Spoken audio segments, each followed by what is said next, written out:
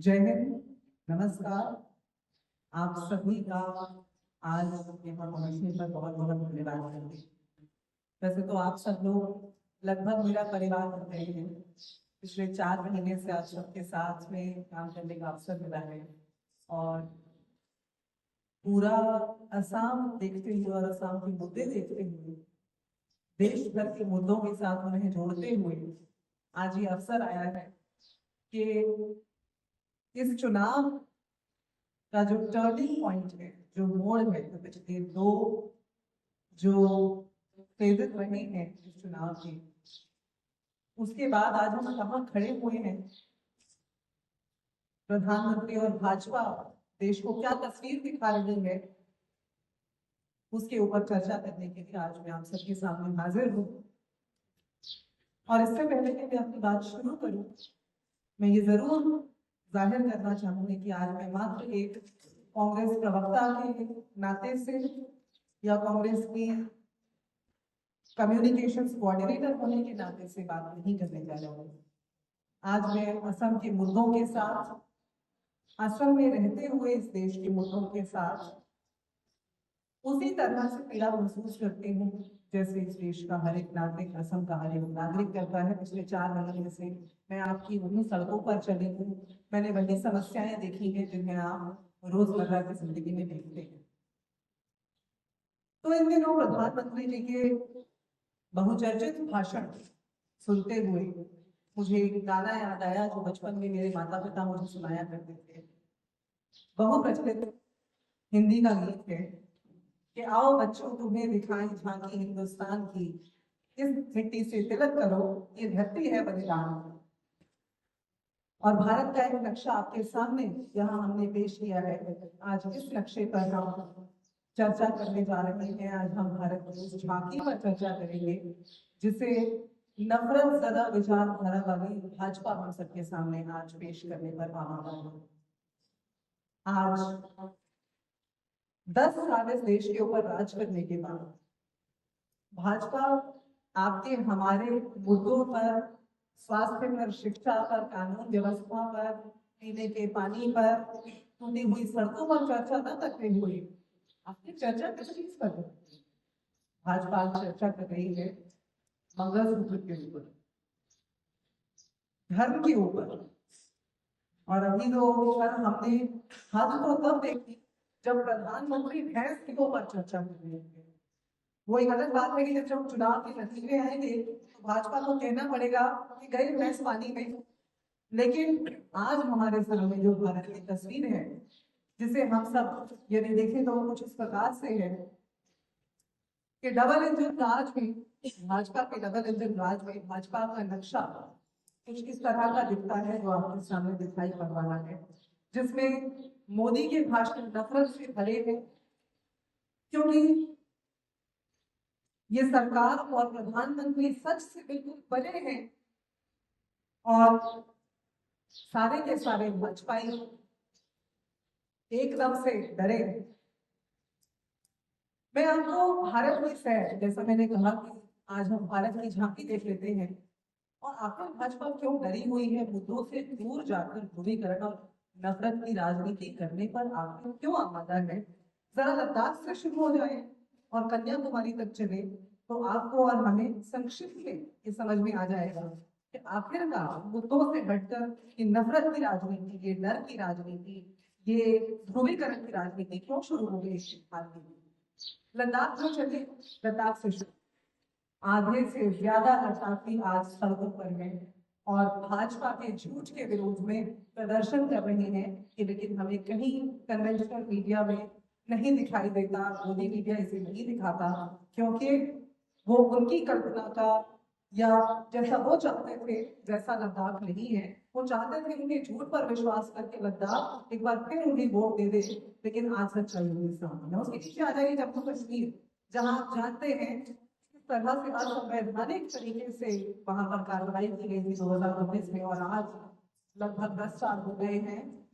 जम्मू कश्मीर में अपने सहयोगियों को तो भाजपा ने धोखा दिया था, लेकिन आज 10 साल हो गए हैं जम्मू कश्मीर के अंदर चुनाव करवाए थे। हिमाचल प्रदेश, हिमाचल प्रदेश के अंदर कांग्रेस से डर गई भाजपा, क्योंकि इस तरह से भाजपा को वहां से खदेड़ा गया ये पूरा देश जानता है पिछले चुनाव में। और जब भाजपा ने देखा कि कांग्रेस को एक के बाद एक गारंटियां पूरी कर रही है, तो हिमाचल के अंदर ऑपरेशन लोटस करने की तैयारी शुरू कर दी। लेकिन उत्तराखंड में कौन नहीं जानता कि किस तरह से जोशी मचे हैं। परिवारों को 650 के आसपास परिवारों को अपने घर खोने पड़े कि भाजपा ने अवैध तरीके से अपने पूंजीपति मित्रों को वहां पर कॉन्ट्रैक्ट्स दिए। उसके बाद सिलक्यारा टनल का जो वहां पर बहुत बड़ा एक सामने आया एक एक्सीडेंट हुआ, इतने दिनों तक हमारे श्रमिकों को वहां फंसे रहना पड़ा, इससे भी आज कोई नावाकिफ नहीं है। फिर उसके नीचे आ जाइए उत्तर प्रदेश। इससे पहले उत्तर प्रदेश पर चलो, उत्तराखंड के जिस सिलक्यारा टनल का मैंने विजिट किया, उस सिलक्यारा टनल को बनाने वाली जो कंपनी थी जिसे भाजपा द्वारा गलत तरीके से कॉन्ट्रैक्ट दिया गया था, वो चुनावी बॉन्ड में, इलेक्ट्रल बॉन्ड में जो डोनर्स हैं, जो चंदा दो धंधा दो के लाभार्थी हैं, वैसे सिलक्यारा टनल की बनाने वाली कंपनी उत्तर प्रदेश में।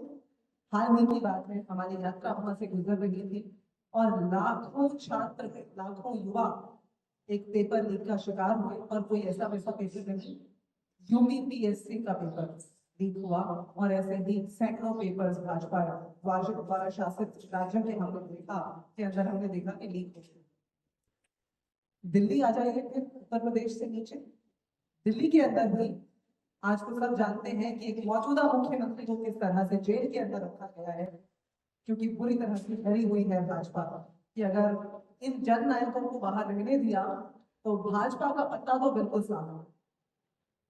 फिर दिल्ली से चलते हुए जब आप राजस्थान पहुंचेंगे, तब आप भूल नहीं पाएंगे कि अभी हाल ही में जब वहां चुनाव पूरा हुआ, विधानसभा का चुनाव, तो एक बाइपोल होना था करणपुर सीट में। भाजपा ने करणपुर सीट से जिस उम्मीदवार को उतारा, जनता द्वारा जीत की मोहर लगाए जाने से पहले ही उसे मंत्री घोषित कर दिया और उसके बाद मजाक का पात्र बन गई भाजपा पूरे देश में। जब सुरेंद्र पार्टी जिनको वहां से उम्मीदवार बनाया था भाजपा ने, उसको करारी हार का सामना करना, छोटी मोटी हार नहीं, बहुत बड़े गैप से हारे और मंत्री पद तो गया ही, लेकिन भाजपा किस तरह से जनमानस का उपहास करती है, उसे हल्के में लेती है, भाजपा के इस रवैये के ऊपर करारा तमाचा लगा राजस्थान की जनता के बाद। फिर राजस्थान से नीचे आ जाइए, भारत के सबसे बड़े प्रदेशों में से एक है मध्य प्रदेश। मध्य प्रदेश में अभी जो इंदौर कांड हुआ उसे कौन नहीं जानता। इंदौर के अंदर आपने न सिर्फ ये देखा कि कांग्रेस के प्रत्याशी के ऊपर दबाव बना के किस तरह से अक्षय बाबू को नामांकन वापस लेने पर विवश किया गया, बल्कि ये भी देखा कि किस तरह से भाजपा के नेता और कार्यकर्ता उन्हें घेरे हुए पूरी घेराबंदी में लेकर गए, नामांकन वापस दिलाया, घेराबंदी में कि हवा का कतरा भी उसमें घुस न सके, वापस उन्हें गाड़ी के पास लेकर गए और गाड़ी में बिठाकर ले जाकर भाजपा ने ज्वाइन कर लिया। ये है मध्य प्रदेश में भाजपा का हाल। और चुनाव से पहले ही मन में हारी हुई भाजपा ने किस तरह से वहां दबाव बनाने का काम किया, इससे आज भी नाम। फिर चलिए मध्य प्रदेश से चलते हुए गुजरात पहुंच जाते हैं और गुजरात के अंदर जो क्षत्रियों का ये बहुत धर्म के ऊपर, जाति के ऊपर खेलने वाली जो पार्टी है भाजपा, आज इसलिए घबराई हुई है गुजरात के अंदर, क्योंकि लाखों क्षत्रिय भाजपा के विरुद्ध सड़कों पर हैं। राजकोट में 2 बड़े आंदोलन पर 1-2 लाख नहीं, 10-15 लाख के आसपास क्षत्रिय इकट्ठे हुए और एक आवाज में कहा भाजपा को उखाड़ कर फेंक देंगे। शायद यही दबाव रहा होगा कि सूरत ग्रहण करवाना पड़ा भाजपा को। चलिए गुजरात से आगे चल पड़ते हैं, शायद कहीं तो भाजपा का कोई ऐसा नमूना मिले जहां लगे कि वो लोकतंत्र में आस्था रखते हो। लेकिन जब हम झारखंड की ओर देखते हैं तो वहां के मुख्यमंत्री को जेल में पाते हैं और ये पाते हैं कि किस तरह भाजपा ने सोचा था कि मुख्यमंत्री के ऊपर आघात करेंगे और सरकार को वहां पर जनता द्वारा चुनी हुई सरकार को गुमार करने के लिए ऑपरेशन लोटस करने के लिए, मगर ये हो नहीं सका। और अब ये आलम है कि भाजपा का डर अगले अगले राज्य की तरफ चलते हुए और ज्यादा बढ़ने लगा, क्योंकि अगला राज्य है बिहार, जहां किसी तरह जोड़ तोड़ करके सुशासन बाबू नीतीश कुमार को अपने साथ ले तो आए, लेकिन नीतीश कुमार तो मजाक का एक पात्र बने ही है, पर आज भाजपा भी मजाक का पात्र बनी हुई है, क्योंकि बिहार के अंदर न सिर्फ सुशासन बाबू की चमक फीकी पड़ रही है, लेकिन सारे दलित, अति पिछड़े, पिछड़ा वर्ग, महिलाएं एक आवाज में आज भाजपा के खिलाफ नारा लगा रही है और भाजपा के खिलाफ इकट्ठा हो रही है, भाजपा को हराने का मन बना चुके हैं, क्योंकि बीते 10 साल में एसटीज के ऊपर जो यातनाएं हैं, जो शोषण है, जो अपराध है, वो रिकॉर्ड से आंकड़ों के हिसाब से 48%। फिर चलिए बिहार से होते हुए पश्चिम बंगाल जा पड़ते हैं। बंगाल के अंदर बहुत पुरानी बात नहीं है, बंगाल के अंदर आज जो माहौल है वो भाजपा की उस मानसिकता के खिलाफ है जिसने पवन सिंह जैसे एक महिला विरोधी को, और शर्म आती है ये कहते हुए, लेकिन अपनी जनता को जागृत करने के लिए याद दिलाना आवश्यक है, बंगाल वाली माल जैसी फिल्मों का, जैसी कृतियों का जिसने क्रिएशन किया, ऐसे पवन सिंह को टिकट देने का काम भाजपा ने किया था, लेकिन फिर मुंह कहां छुपाए समझ नहीं आया। जब पूरे बंगाल से विरोध हुआ, प्रदर्शन हुए, तो फिर चुपचाप पवन सिंह को अपना वहां से नामांकन भरने से पहले ही वापस लेना पड़ा, पीछे हट जाना पड़ा। और आज पश्चिम बंगाल के जो राज्यपाल, आपका ध्यान इस तरफ आकर्षित करना चाहती हूँ कि आज बंगाल के राज्यपाल आनंद बोस, जिन्होंने 2019 में भाजपा ज्वाइन की थी, वैसे तो राज्यपाल, राष्ट्रपति ये संवैधानिक पद होते हैं, लेकिन भाजपा के दौर में इन संवैधानिक पदों का किस तरह राजनीतिकरण हुआ है, ये आज आपसे मुझसे छुपा नहीं है। आनंद बोस के ऊपर, बंगाल के राज्यपाल के ऊपर आज यौन उत्पीड़न का, यौन शोषण का एक मामला दर्ज हुआ, और ये हम किसी आम नागरिक की बात नहीं कर रहे, राज्यपाल की बात कर रहे हैं जो भाजपा के नेता रहे। तो बंगाल ने मन बना लिया है कि भाजपा को कोई वोट नहीं देगा। पूर्वोत्तर जहां हम बैठे हैं, जो पिछले 4 महीने से लगभग मेरा घर है, यहाँ अभी 2 दिन पहले हमारी नेता प्रियंका गांधी आई और उन्होंने सारे मुद्दे बताए, चाहे बेरोजगारी हो, चाहे बाढ़ का मुद्दा हो, चाहे माफिया हो। और आज एक और बात उसमें जोड़ते हुए मैं बिल्कुल ये कहना चाहूंगी कि पुलिस राज, इस बीच में हमारे लीगल सेल के जो अध्यक्ष हैं मनोज भागवत जी भी हमारे बीच पहुंच चुकी हैं, और ये इसलिए ज्यादा उपयुक्त हो जाता है क्योंकि मैं अभी पुलिस राज की बात करने जा रही थी। इस देश में संविधान का राज है, अभी तक तो हम मानते हैं, तो हर नागरिक यही करता है कि आज तक तो हमारे देश में संविधान का भी राज है, लेकिन असम के अंदर हमें लगता है जंगल राज, पुलिस राज चल रहा है। रात पे रात उसे मनाते हैं, उठाते हैं, अपनी जेब में डालते हैं, जेब में बंद कर देते हैं, कोई सीमा नहीं है, कोई संविधान का, मूल्यों का ख्याल नहीं है। आज असम के अंदर ना पुलिस को ना सरकार हो, और उसी तरह से आज पूरा 1 साल हो गया है बहुत दुखी मन के साथ, बहुत क्रोध के साथ अपनी सरकार के, डबल इंजन सरकार के विरुद्ध मैं हर मणिपुरी के उस भावना को आज आपके सामने रख रहे हैं। 3 मई का दिन, पूरा 1 साल हो गया, लेकिन न प्रधानमंत्री वहां गए, पूरे देश में दौरा कर रहे हैं, न वहां गए, न वहां के विधायकों की बात सुनी, न वहां के सांसद को मणिपुर की चर्चा पर बोलने का अवसर दिया। चुप, और हम बार बार कहते हैं चुप्पी तोड़िए प्रधानमंत्री।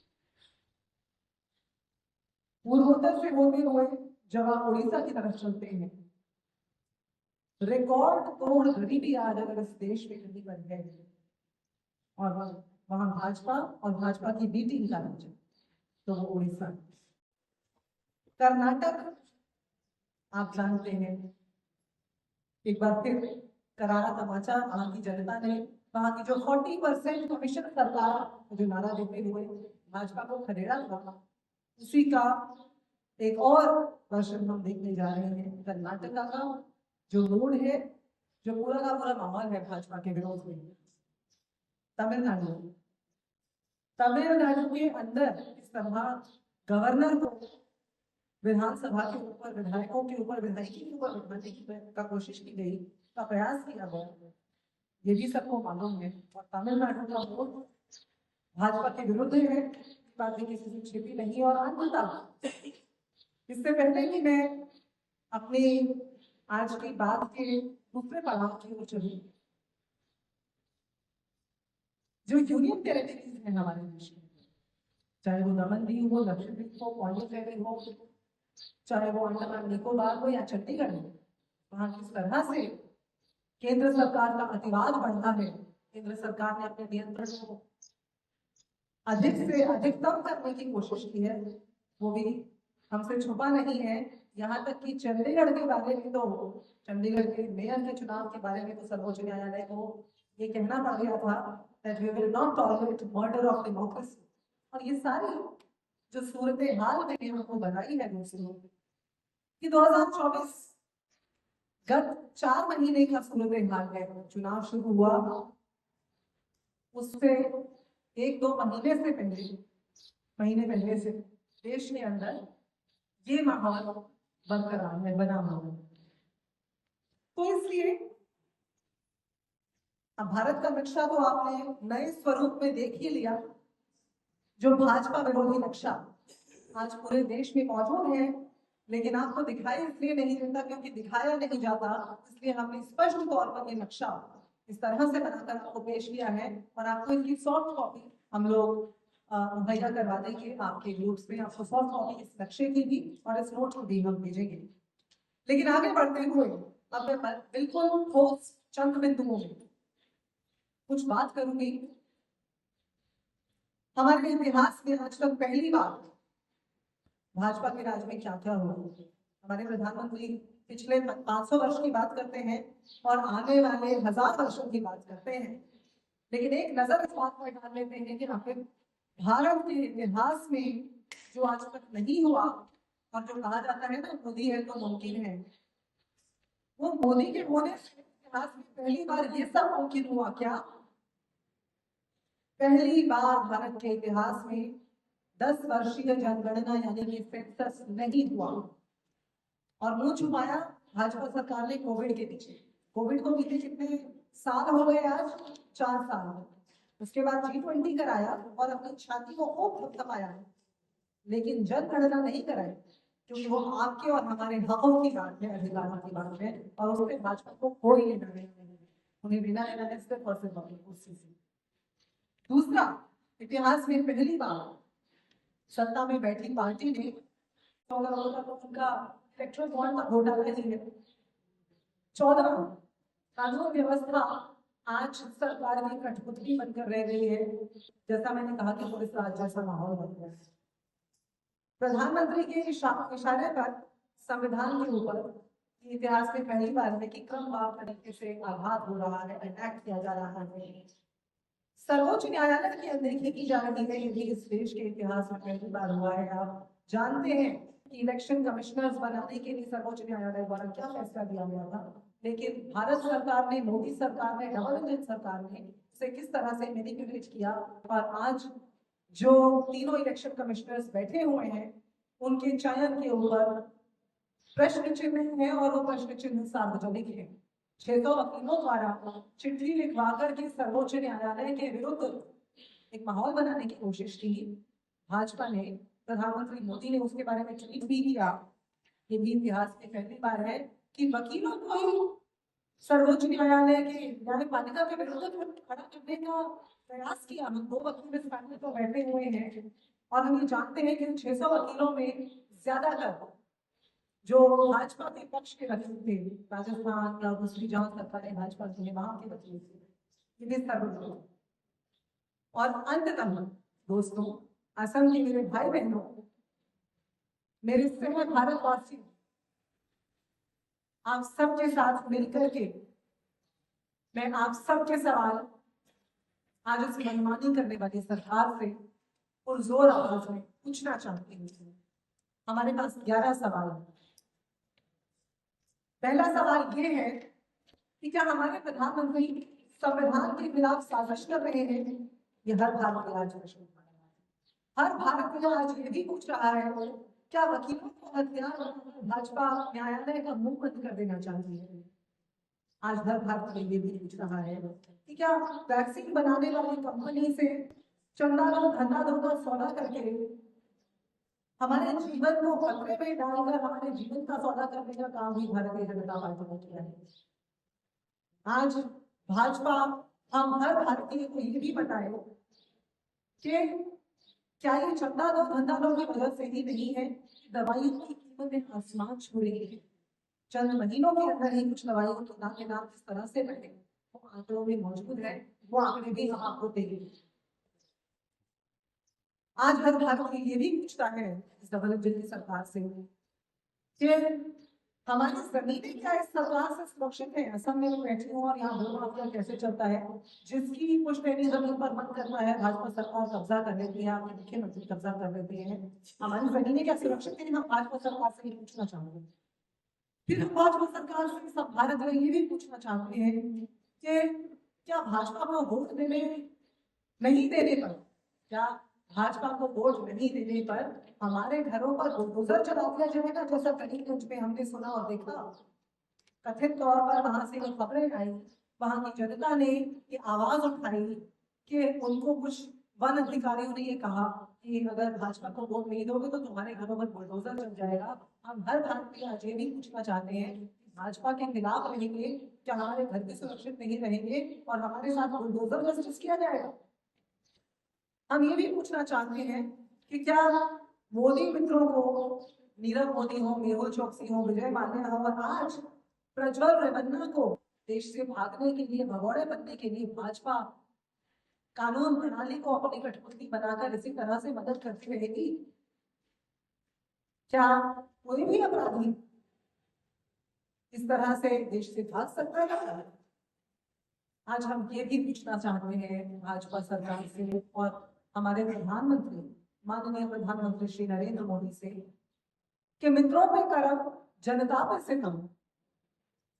क्यों अमीर और गरीब के बीच की जो खाई है वो बढ़ती चली जा रही है? क्या अगले 1000 साल में भी ये खाई बढ़ पाएगी, जिसे आपने ब्रिटिश राज के दौर से भी ज्यादा बढ़ा दिया है?